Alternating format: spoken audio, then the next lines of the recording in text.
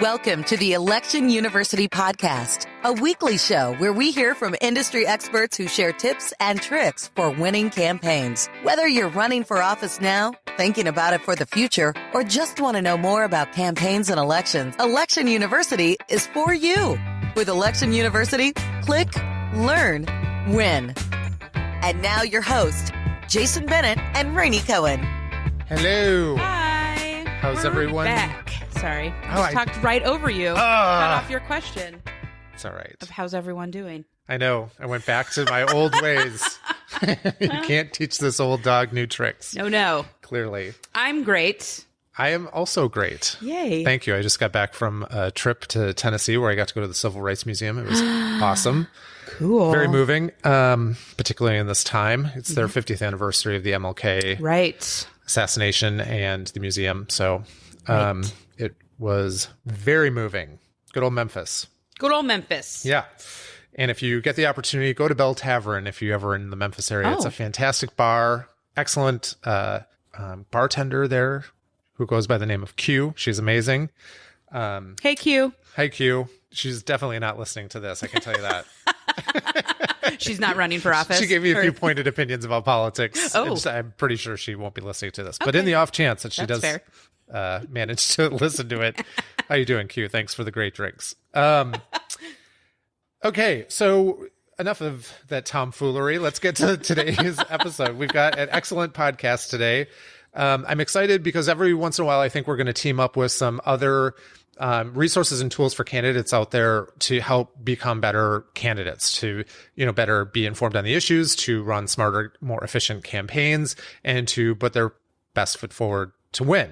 And so today we're partnering up with the Environmental Defense Fund, EDF. They are launching a candidate academy, campaign academy, where they're going to be training candidates on how to be better environmental candidates, how to use messaging about being pro-environment in ways that will help them win their campaigns.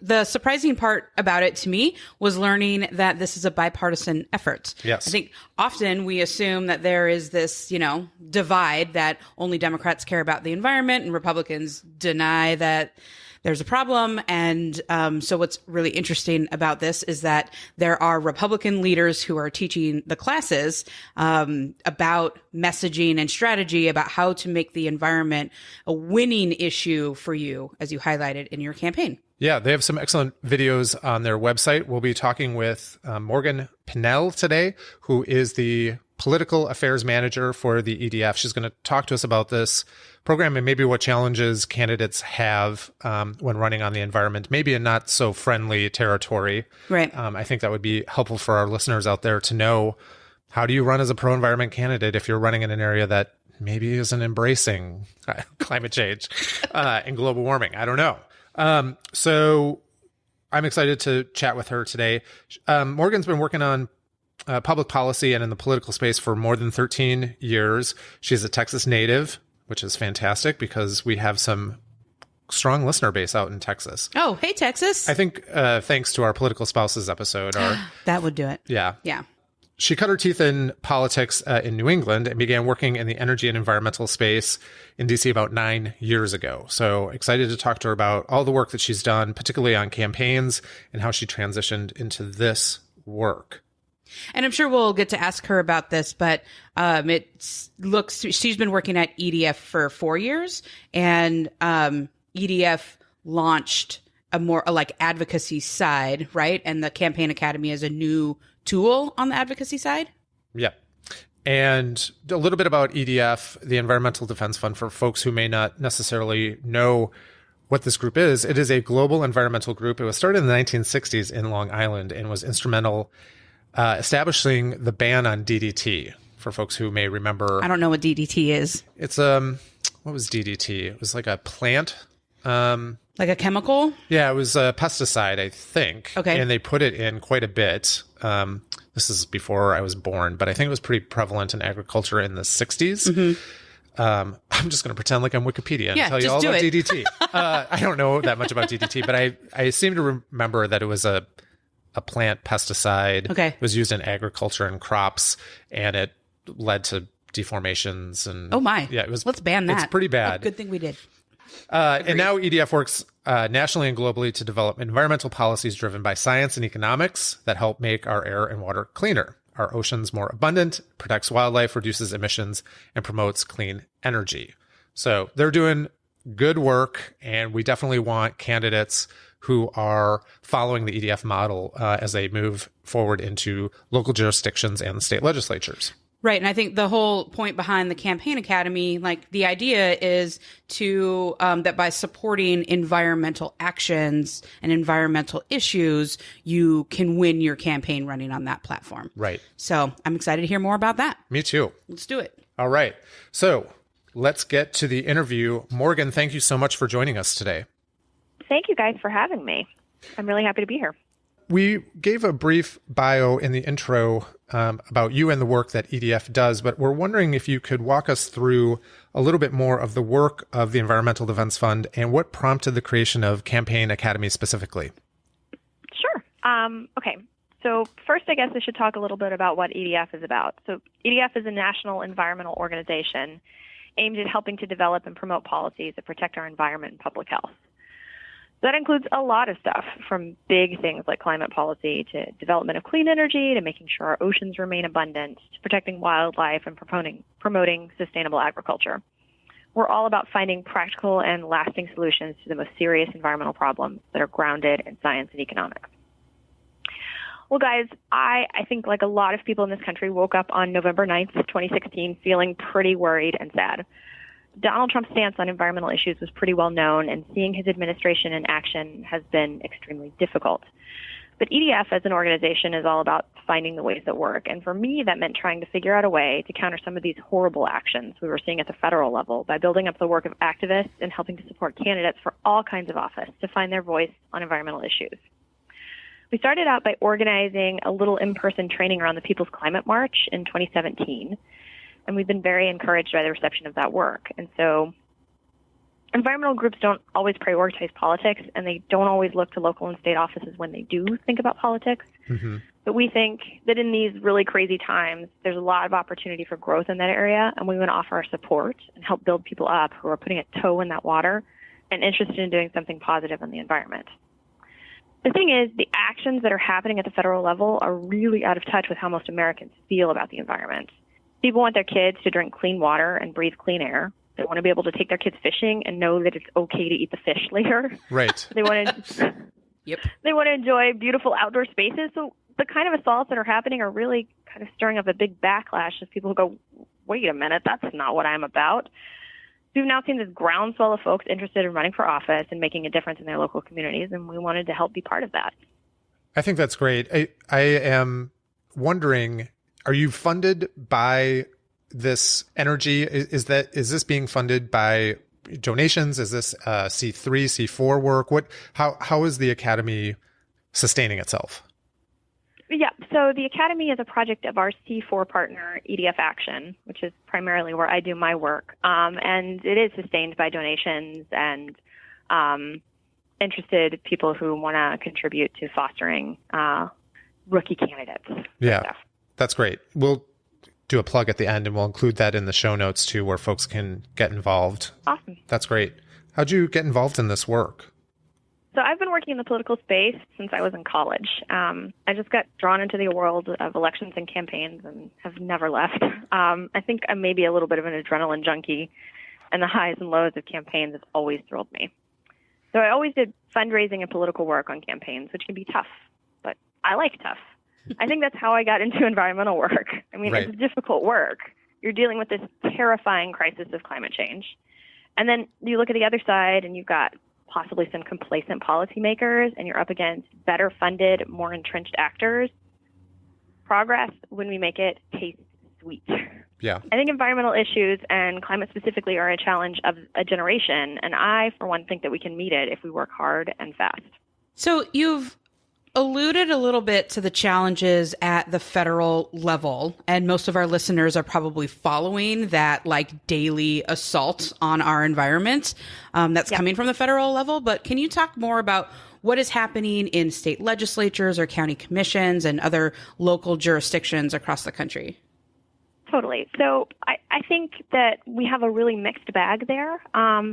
On the one hand, there are some states that have been absolutely a proving ground for rolling back environmental protections to really detrimental effects. These are places where groups like ALEC have tested out legislation that is now being thought about and modeled at the federal level. On the other hand, you have places like Philadelphia, where they saw clean energy and environment as key to an economic renaissance of the city, and they built their plans all around that. You have this massive backlash to President Trump pulling out of the Paris Climate Accords and a lot of momentum happening around that.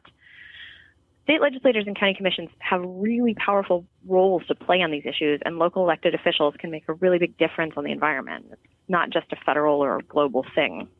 So, I mean, I joke about this with my partner all the time. In 2008, you saw solar, windmills on every single mail piece, and there was a lot of campaign messaging on a macro and micro level about investment in a clean economy and getting solar and wind jobs up and running and helping, boost the economy. And then since then, it's been totally in the opposite direction, right? There's been very little messaging around, I'm talking about campaigns specifically. I'm not talking about policy work or anything like that, but strictly on campaigns and using it as messaging to motivate voters. You haven't seen much of that since the 2008 election. Why do you think that is? And is that changing because of the Trump administration? Yeah, I think there is some change happening there. I think, 2010 was a really tough year for the environment. I think that well-funded groups really raised the ire of groups like the Tea Party to make the climate change legislation that was moving through the House a big deal.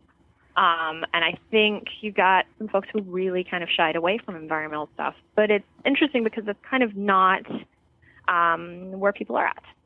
Most people think climate change is happening, and they think it's caused, at least in part, by human action. And that's pretty irrefutable. But just believing that it's happening isn't getting us very far. What's important is that we're seeing majorities of people, bigger in some demographics than other, where people want to see real action. They want their leaders to do something about it. And I think that is a really big deal. So, I mean, we wanted to put ourselves out there to sort of offer up a resource to people that there's no reason they should shy away from this stuff. But we do understand the impulse of, we had a tough history with this issue. Yeah. What would EDF describe as a good environmental candidate? And does that definition change based on the jurisdiction? Like if you're a rural candidate or if you're running in an urban area, if you're running in a mostly conservative area, does the messaging change of or definition of what a good environmental candidate is? How do you perceive that? So I think the baseline thing is a realization that the environment is a good for everyone and that protecting it is important for a whole host of reasons. I think it's a great place to start. Yes, we care about climate change and we want to see emissions reductions on a global scale, but being in a supportive place on that is important. But I think that a candidate really has to be responsive to local environmental issues that you face.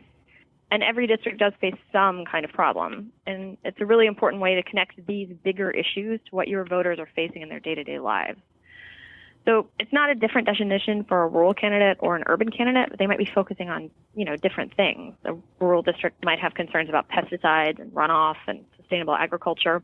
And an urban district might be thinking more about exposure to lead.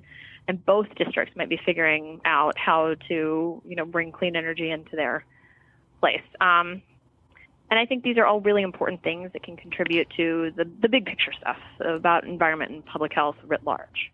Do you see, so it makes sense to me that there isn't a big difference between a rural and more urban candidate, but do you see that the attacks on these candidates differ from place to place, or what kind of organizations are doing the attacking? Yeah, I'm sure there is some difference place to place. You had fossil fuel companies and utilities and things like the Koch network would just really want to see stuff stay exactly as it is, where we are not internalizing the cost of carbon. Right, because they financially benefit from it somehow, right? Totally. There are farm groups who might feel iffier about stuff and really have concerns. I wouldn't say that it's unilateral against anything there, but all of these issues kind of revolve around the economy and that somehow the air you breathe and the water you drink has to be sacrificed for jobs or economic development.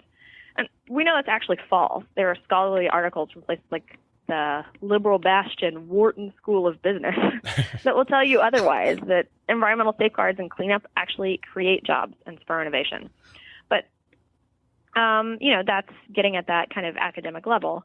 Well, right. And also, like, if you can't breathe or drink water, you're not alive to work your job. So, like, absolutely. The public health costs are enormous. Right. They're totally enormous. But, these groups, the Koch network plays at the local level. And so I think that you have to deal with kind of the false attacks. But I also think it's important not to be dismissive of an individual voter's concern. People who are just trying to figure out how to get by each day and worry that their utility bills are going to go up. And I think it's important to try to connect with those people head on and not let yourself get painted as out of touch with their everyday concerns. Right. Yeah. I mean, I'm thinking like in Washington State, where Rainey and I are based, the environment, everyone here thinks of themselves as an environmentalist, right? We all recycle, and so therefore we're environmentalists. We're so good at it. But if you move out to areas like the peninsula, for example, where there's a strong timber farm, timber harvesting industry that has been hit hard by like the spotted owl war in the 1980s, putting the spotted owl on the endangered species list. A lot of that sentiment still spills over. So anytime someone is even perceived as being too much of an environmentalist, they get attacked and put into this box. And I imagine that those, old guard arguments of business versus the environment, or farming versus the environment, or natural resource folks versus the environment, those old guard arguments play out across the country in all of these races. And I'm wondering if there are ways that folks can rise above that. Is what you're training, what your campaign academy doing, helping arm those candidates against some of those very tired old arguments that seem to resurface every election season? Yeah. So I think, as we're looking at the kind of broad situation here, my advice for like down ballot candidates would be to think about what kind of environmental problem might be happening in your community and how to address that. There are groups of people that are hostile to environmental messaging, but I think that when it's put together with too much focus on that macro level, and it can feel really out of touch. So you find people who don't want to talk about climate change or something that feels big and federal and elsewhere, right, even if it isn't. But they're going to get why you want to clean up a local stream, and they're going to get why you want to make a nice state park. The environment can present massive global challenges, but I think you run into trouble when you only take those into account and ignore what's happening where you're at. Right. Yeah. And in your estimation from the training that you've been doing, that the energy is really behind candidates to go forward unabashedly with those issues in their back pocket, the pro-environmental messaging, right? Yeah. I think, that where we're looking, there's really not a downside to it. If there are groups who are maybe a little bit more skeptical, demographic groups that are more skeptical about it, it still is not something that hurts you with them, with voters. I think there are groups that actually see it as something to be really enthusiastic about, and sort of some values signaling that you're doing, that you believe in science, that you believe in innovation, the future, all that kind of good stuff, that you care about children. There's a lot to imply by being pro-environment. Do you think that the pro-science argument works in places like West Virginia, where like coal country is just really antagonistic towards pro-environmental messaging? Not saying that they don't care about clean water and the other points that you're making, but are they motivated and persuaded by the pro-science arguments when they feel the devastation and being hard hit by a declining coal economy? I mean, I think that you have to, that's probably not the only way you should talk about it in a place like West Virginia. West Virginia is a gorgeous state, and they want to keep their beautiful places beautiful. And I also think there's that SNL sketch that I remember where Donald Trump says he's going to bring coal back, right? And the coal miner's like, wait a minute, I don't want to go in the coal. Yes, you do. We're going in the coal mines. You will. Right. Like, I think that people would be interested to say, okay, you know, with respect to what my grandfather did, what my dad did, there's probably room for investment in a future that's not going to give anybody black lung. Well, okay. Can we talk so specifically about the EDF Campaign Academy? First, can you give us an overview of what it is, how a person gets involved, how much does it cost, kind of the structure of how it works? Sure. So in December, we rolled out 4 initial modules for the Campaign Academy. And these were all about helping a candidate or their staff person figure out how they want to talk about the environment and how to operationalize it in a real campaign setting. So that could be found online at www.edfaction.org/campaign-academy.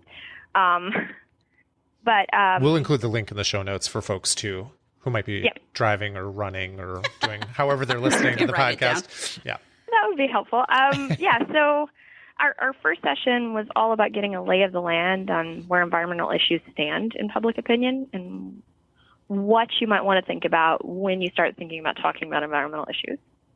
The next module was all about how to ground what you want to say about the environment in your core values, and thinking through how you take your ideas and ground them in what people actually care about. The third module is all about what it takes to operationalize that message you've now created on your campaign. Really nuts and bolts communication planning, as well as what it looks like to have this message consistent in your field, fundraising, and political efforts. The fourth module is all about dealing with rapid response within the context of your message and how and when to take on things that are happening at the federal level, how to deal with opposition, and leveraging new communications tools like social media. And we were fortunate enough to get some really smart folks to help us put these on. The first session is led by former Obama field director Mitch Stewart. We had John McCain's presidential campaign advisor Rick Davis do another one, and we had a Hillary Battleground States director Megan Sara lead another. As we get rolling, looking at the next sessions, we're currently developing content to roll out later this spring. It will come out on a weekly basis and kind of keep time with what may be going on in a candidate campaign. We're going to talk through the details of campaigning, from things like developing a platform to raising money to building a good ground game with that kind of enviro spin on things. We want to blend offering up information on environmental issues, which is kind of an EDF core strength, with the perspective of, so what does this mean for my campaign? Right. And deal with the various concerns that a candidate might have as they're running this cycle. And we're going to have some really great people for that. We're going to have Jeremy Bird in there, Amanda Littman. A lot of great people are getting involved.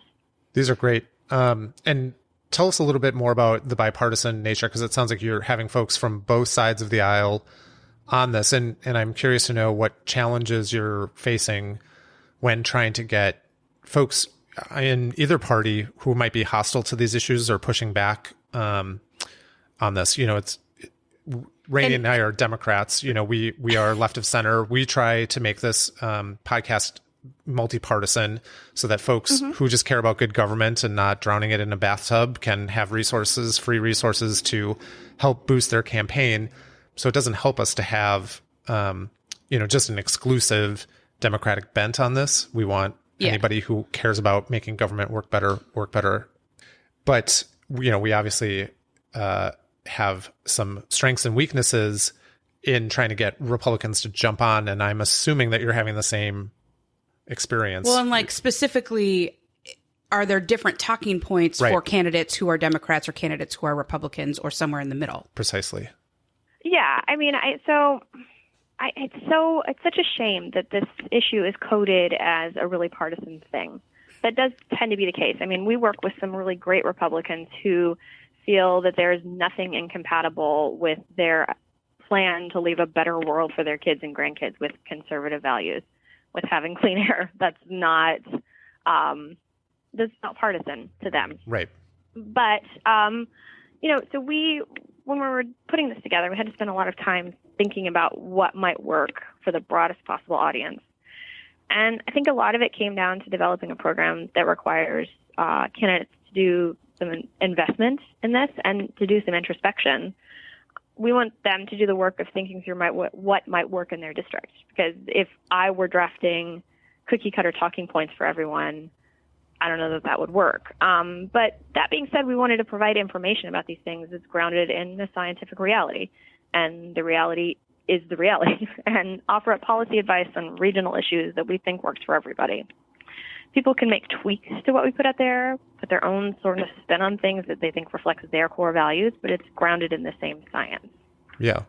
So do you have a litmus test for candidates that want to come forward? Like say that they're, not great on the Keystone pipeline, but are really great on clean fuel standards, for example. Are there some ways that you don't want candidates to sign up for this, or is this just open for everybody? No issue litmus test whatsoever?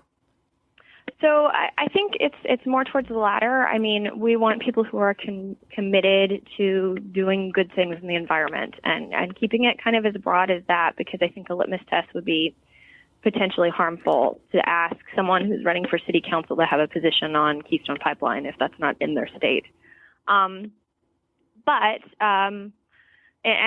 trying to keep it as open as possible. I mean, this stuff is going to be free. It's going to be online.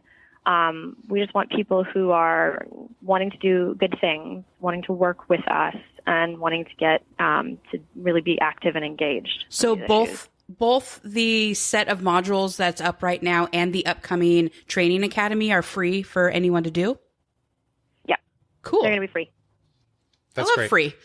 Yeah. I mean, Rainey and I are struggling with the same thing. It's, how do you test and control for these things? It's going to be online and these things are available and people want to use them. What are you going to do? Like make people sign in blood that they're not going to use it for bad purposes, right, or that they're totally in line with your mission statement? I mean, you have no way to really control for some of that either, I think. So yeah, I think that the sort of only sort of booting option would be we just don't really want to have trolls in there. Right. Anybody who's ready to do something good, let's talk. Right. Yeah. That's great. You talked a little bit about what you're planning on rolling out, but what are your big plans for Campaign Academy beyond these current modules and what you've got coming out next? I mean, I think that when we get hopefully a crew of fabulous new people elected in 2018, that we then want to continue to talk to them about how you get stuff done once you're in office and how you can sort of align your resources best to make positive change on environmental issues. Does I think that's EDF... one part of it. Sorry, go ahead. Oh, go ahead. No, you go ahead. But does EDF have policy proposals that they would, I don't know, propose or help a candidate like introduce? So, I mean, we have a team of lobbyists and a crazy amount of scientists and economists who are working on this stuff all the time. And, we would love to work with people to figure out how to do positive, good things. So I think that's sort of what we're looking at for 2019 is really trying to figure out how we get how people can be more effective once they're in office and sort of balancing the challenge of the fact that you immediately have to start running for re-election. And to do more sort of leadership development and look to more activists who are thinking about running and sort of ground them in the nuts and bolts of all that so that we can have even more great people running for office in 2020. Yeah, that sounds great. Where can folks learn more about EDF and the Campaign Academy? You gave us the website, but is there a place where people could call if they have questions? Can they contact somebody and talk to somebody if they have any concerns about signing up for the program? Yeah. So, I mean, the website is www.edfaction.org/campaign-academy. You can find more stuff about EDF at www.edf.org. And if somebody, you could email campaignacademy@edfaction.org, or you can call me on my direct line, which is 202-572-3311. And I'd be happy to work with anybody. That's great, Morgan. Thank you so much for your time today. We really enjoyed it. All right. Thank you, guys. Thanks, Morgan. We'll talk to you soon. Okay. Bye. Bye-bye. Thanks again to Morgan Pinnell for joining us. Environmental Defense Fund, we really appreciate you taking the time to walk us through Campaign Academy. I'm so glad an organization like this exists. I have just been kind of watching the environmental campaign conversation fizzle out and just not become a thing for a while now. And it's, I said it in the beginning, it's very encouraging that it is a bipartisan effort that folks are coming together around this issue and trying to bridge the divide because, Lord, we need to do something. Yeah. It's funny because my partner, Mike, and I joke about this all the time. It's where are the solar panels and the windmills from the 2008 campaign? And I feel this is such a great proactive step that the environmental community is doing to try to get candidates armed with proper.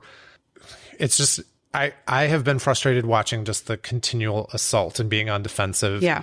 And it's frustrating to watch. Not that folks who are carrying the environmental mantle and defending the work aren't doing the Lord's work. They are, but it is nice to see like some planning about being proactive and getting candidates out there. So I really applaud this effort. I hope it is a huge success, and I hope that we can help, spread the word. Yeah.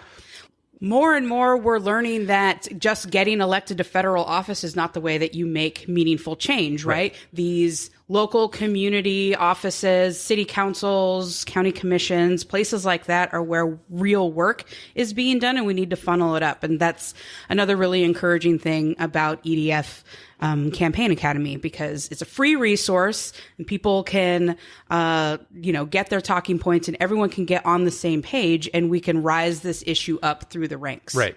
Yep. So listeners, we hope this was helpful for you and for you candidates out there who are devouring this information and trying to be a better candidate out there. We'd love to know what you think about this training.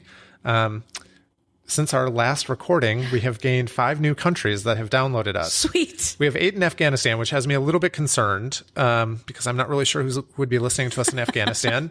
I don't think any political people are traveling there right now, but hi, Afghanistan. Hello. Hope you're enjoying the podcast. It's bizarre. I don't totally understand the metrics on some of this. Great downloads in the US, but I don't understand how we're getting 30 countries. I'll never be able to crack it. We're just that funny. Yeah. Jason. I guess we're that entertaining for folks. So listeners, please let us know what you think.